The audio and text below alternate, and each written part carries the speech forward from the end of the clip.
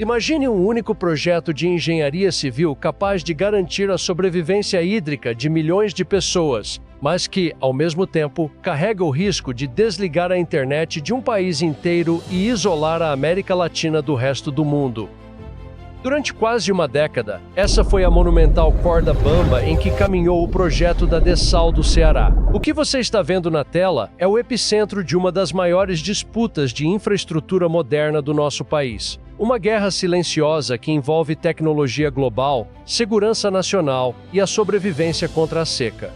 De um lado, a urgência vital por água potável. Do outro, os filamentos de vidro que sustentam o sistema financeiro, os serviços públicos e a comunicação de mais de 200 milhões de brasileiros.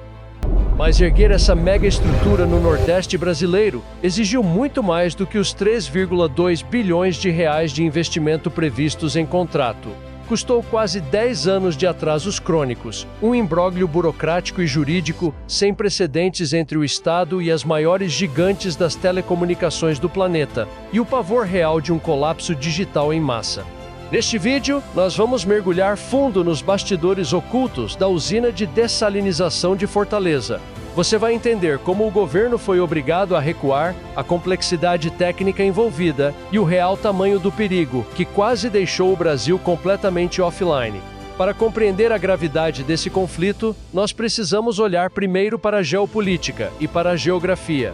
A Praia do Futuro, em Fortaleza, não é apenas um ponto turístico do Ceará. Ela é uma das zonas costeiras mais estratégicas e críticas de todo o planeta Terra. Devido à sua posição geográfica privilegiada, ela é o ponto do continente americano mais próximo da Europa.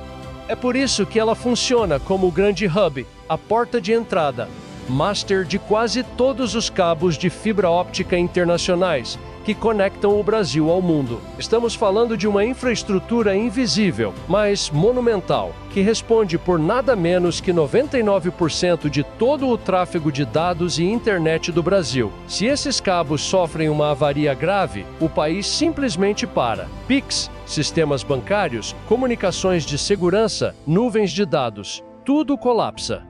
E foi exatamente sobre essa mina de ouro tecnológica que o governo do estado decidiu planejar a sua grande cartada hídrica. A justificativa técnica da CAGES parecia impecável. Aquela região específica possui uma das águas mais limpas e puras da orla, o que tornaria o processo industrial de filtragem muito mais rápido, eficiente e consideravelmente mais barato para os cofres públicos. Só que essa escolha acendeu o sinal vermelho no setor de tecnologia. Consórcios privados de telecomunicações e a própria Anatel se uniram em uma oposição feroz. O argumento era claro e assustador. A gigantesca estrutura metálica necessária para sugar a água do mar do fundo do oceano operaria perigosamente perto dos cabos de fibra óptica. Qualquer erro de cálculo na ancoragem das tubulações, qualquer vibração contínua do terreno ou movimentação mecânica submarina poderia, literalmente, romper as linhas de transmissão e causar um apagão digital sem precedentes no continente.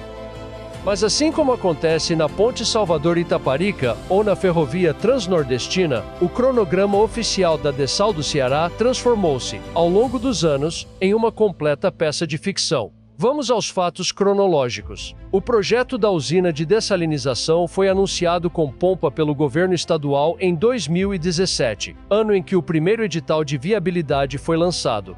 Mas no Brasil, o papel demora a virar concreto. A ordem de construção só foi efetivamente assinada 4 anos mais tarde, em julho de 2021. Naquela época, a promessa era categórica. A usina estaria totalmente operacional e distribuindo água em 2025. O que se seguiu foi um verdadeiro labirinto burocrático e institucional. Em 2022, o Conselho Estadual do Meio Ambiente, o COEMA, aprovou a licença ambiental. No fim de 2023, veio o aval da Superintendência do Patrimônio da União, a SPU, um passo complexo, já que as praias brasileiras pertencem legalmente à União e qualquer duto fincado na areia exige autorizações federais rigorosas. Mas enquanto o projeto avançava 1 centímetro na burocracia ambiental, ele retrocedia quilômetros na regulação técnica. sofrendo duras contestações e recomendações contrárias emitidas formalmente pela Anatel. No início de 2024, o consórcio SPE, Águas de Fortaleza, protocolou o pedido de licença de instalação junto à SEMASSE. Por lei, a área técnica ambiental tinha um teto de até 180 dias para dar o veredito final, prazo que expirava fatalmente em julho de 2024. Mas o imbróglio era tão severo, o medo do apagão da internet era tão paralisante, que a licença só foi formalmente outorgada tempos depois, arrastando o cronograma por mais de um ano até o final de 2025. Cada mês de atraso significava canteiros de obras parados e a meta de entrega de 2026 implodida. Para além das brigas políticas, a engenharia por trás dessa usina é uma verdadeira obra-prima da tecnologia de saneamento moderno. O sistema foi desenhado para operar por meio do método de osmose reversa. Tudo começa com imensas torres de captação fixadas no fundo do mar, conectadas a tubulações submarinas que sugam o líquido bruto e o enviam para a planta industrial em terra.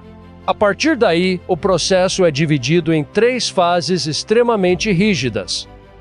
A primeira fase é o pré-tratamento, onde a água do mar passa por uma filtragem inicial massiva para reter impurezas sólidas macroscópicas, algas e sedimentos de areia. Em seguida, vem o coração tecnológico do projeto, a osmose reversa. Aqui, motores de altíssima potência aplicam uma pressão hidráulica avassaladora sobre o líquido, forçando-o a atravessar membranas poliméricas milimétricas. Essas membranas atuam como barreiras atômicas. Elas deixam a água passar, mas bloqueiam completamente a passagem das moléculas de sal e outros minerais pesados. Por fim, ocorre o pós-tratamento, onde a água pura recebe doses controladas de flúor, cálcio e outros minerais vitais, além da correção obrigatória do pH para se tornar perfeitamente potável.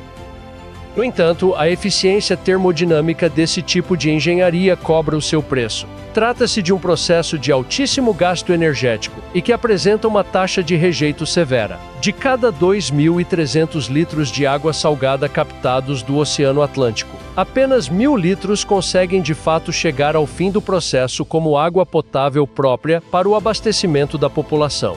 Os outros 1.300 litros retornam ao oceano em forma de salmoura altamente concentrada. A usina projeta entregar uma capacidade de vazão de 1 metro cúbico por segundo, o equivalente a 1.000 litros de água pura, brotando a cada batida de segundo para reforçar a segurança hídrica da capital cearense. Diante de um impasse técnico que ameaçava congelar o investimento bilionário por tempo indeterminado, o governo do estado do Ceará foi forçado a tomar uma decisão drástica e capitular perante as empresas de tecnologia.